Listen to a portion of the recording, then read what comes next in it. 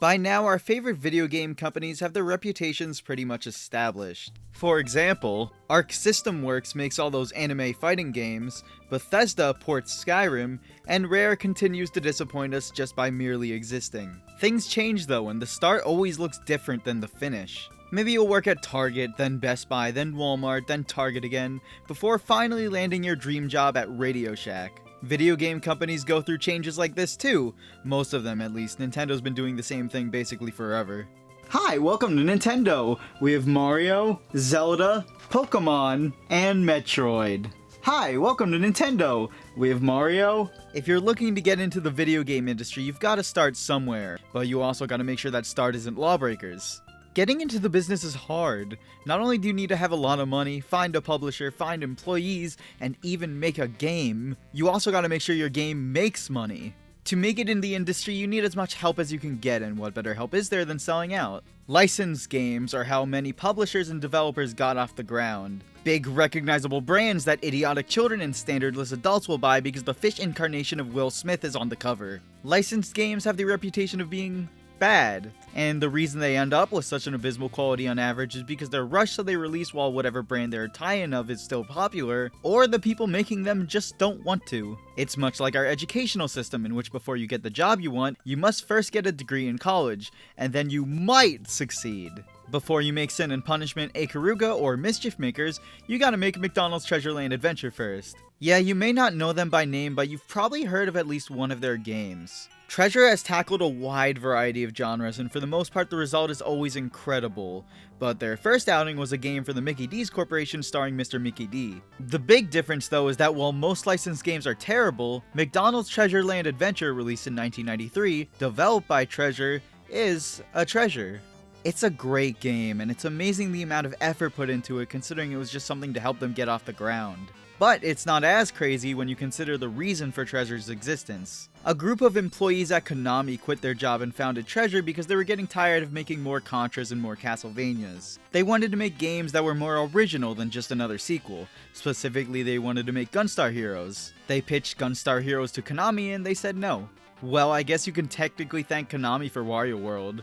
You ever get stuck in purgatory with nothing but a TV, a Nintendo, and Home Alone for NES? Eventually you'll go, hey, I might as well play it, only to find the name Bethesda hidden among the game's credits. Yes, the same Bethesda famous for Elder Scrolls Online. Bethesda was originally founded by an entrepreneur named Christopher Weaver to see if the PC was a viable market for games.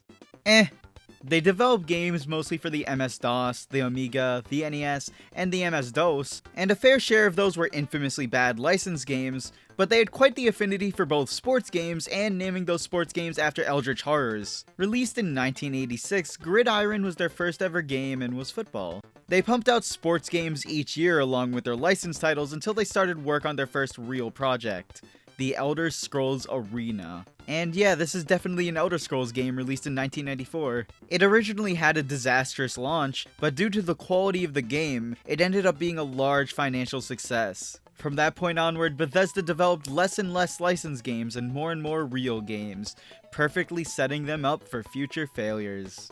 Isn't it funny how Rare Replay jam-packed 30 games into a single collection, and yet most people can't even name 30 games made by Rare? It's almost as if it's saying, wow, we've barely made any bad games, most of our games are so incredible, haha, please let us live. What Rare doesn't want you to know is that at one point they were kinda bad. They started out as a company called Ultimate Play the Game, and their first title was Jetpack, released in 1983. They soon evolved into a company called Rare Designs of the Future, before realizing that sounds stupid, and settling on the name Rare. After the rebranding, Nintendo gave them an unlimited budget for them to develop games for the Nintendo Entertainment System. Their first game was Versus Slalom, released for the Nintendo Versus arcade machine, soon followed up with Slalom on the NES. But after that, oh man, if there was ever such a thing as quantity over quality, then Rare probably knows what the word quantity means. They developed over 40 titles for the NES, and of course you have classics like Battletoads and Marble Madness in that list, but they're also responsible for Anticipation, Sesame Street 1, 2, 3, and ABC, Hollywood Square, Jeopardy, Jeopardy Junior Edition, Jeopardy 25th Anniversary Edition, multiple LJN published titles, and other games that are not very good.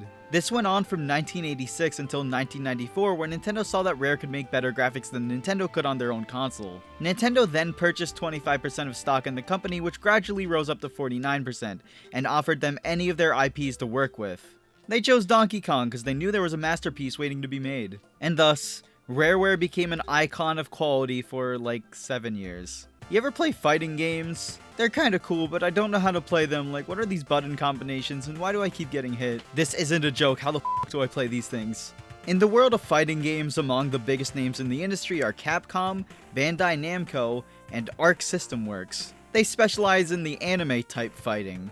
Guilty Gear, BlazBlue, Dragon Ball FighterZ, and Persona 4 Arena, and looking at any of them, you can see why they're so popular. They look absolutely gorgeous and manage to make games like Dragon Ball FighterZ look like a playable anime. They've dabbled in other genres like their sandbox game Happy Birthday and their Othello game, Othello, but by and large their main focus are games about winning. Their start was much more humble though. The developer was founded in 1988 and their original name was Arc Co. Limited.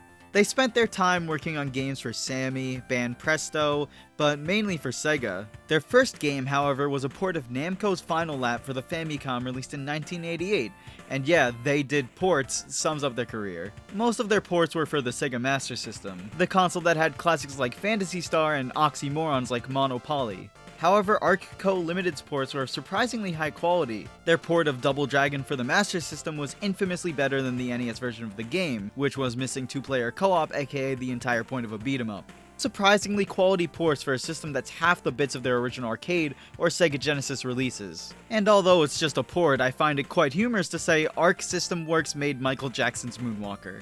Arc Co. Limited was renamed to its current name as early as 1991, and 3 years after that they made their first step into the world of fighting games. Bishoujo Senshi Sailor Moon S, Jogai Ranto, Shuyaku Sodatsu-sen, or as it's often shortened to Sailor Moon S, was their first attempt at a fighting game, and it was good.